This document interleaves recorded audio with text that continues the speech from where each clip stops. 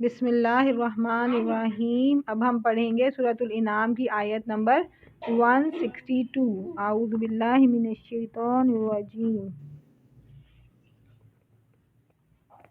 یہ بھی کہہ دو کہ میری نماز اور میری عبادت اور میرا جینا اور میرا مرنا سب خدائے رب العالمین ہی کے لیے ہے۔ سب نے میرے پیچھے پیچھے بولنا ہے، ٹھیک ہے؟ یہ بھی کہہ دو کہ میری نماز اور میری عبادت اور میرا جینا اور میرا مرنا سب رب العالمین ہی کے لیے ہے۔ میرا جینا اور مرنا سب رب العالمین کے لیے ہے، انشاءاللہ۔ اس سے کیا پتہ چل رہا ہے؟ کہ میرا جینا اور مرنا سب رب العالمین کے لیے ہے۔ کون بتائے گا اس کا کیا مطلب ہے؟ تفصیل سے اب بتاؤ اونچا۔ اس کا میرا جینا اور میرا مرنا سب رب العالمین کے لیے۔ یہ تو ہو گیا نا، سمجھاؤ مجھے اس کا کیا مطلب ہے؟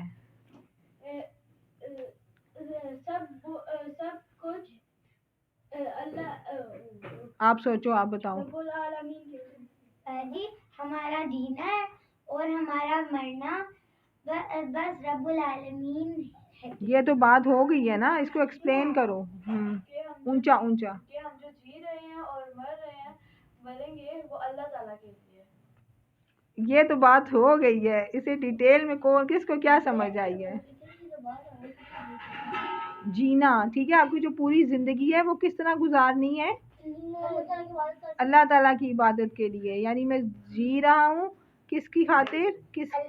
اللہ تعالیٰ کے لیے، اور جس طرح انہوں نے بتایا ہے اسی طرح، ٹھیک ہے؟ بس یہ نہیں کہنا میں اللہ کی خاطر جی رہا ہوں اور کام اپنی مرضی کے کرنے ہیں، ٹھیک ہے؟ میں مروں گا اللہ کی خاطر پر کام اپنی مرضی کے لیے کرنے ہیں۔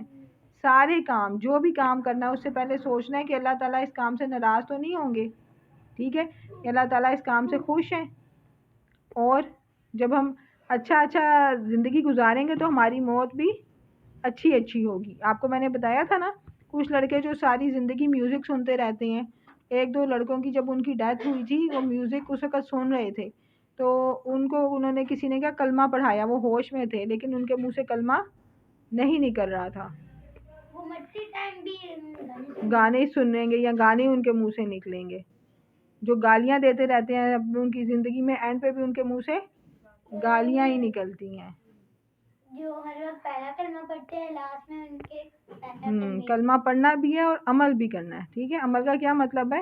کہ جو کچھ اللہ نے کہا ہے وہ کہنا بھی ماننا ہے، ٹھیک ہے؟ باجی میں نے یوٹیوب پہ دیکھا تھا، ایک باڈی بلڈر تھا، وہ عام انسان تو دن میں 1-2 گالیاں دیتے، وہ دن میں 100 یا 100 سے اوپر گالیاں دیتے۔ ہر سینٹنس کی وہ گالی۔ ہاں، تو اس کا کیا بنے گا آخرت میں؟